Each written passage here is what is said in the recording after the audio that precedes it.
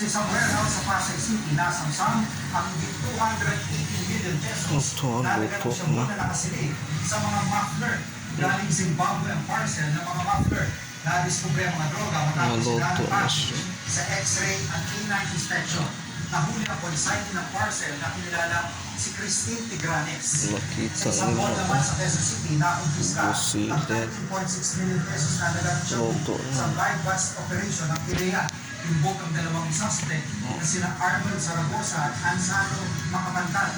Parang sila sa reklamong paglabag sa Comprehensive Dangerous Drugs Act of 2002.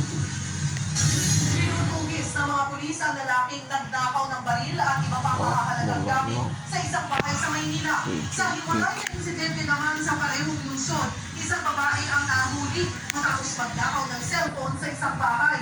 Nasa frontline ng balita niya, si Dave Acuel. Wala naglakad sa ilang kalsada sa Sampaloc, Maynila.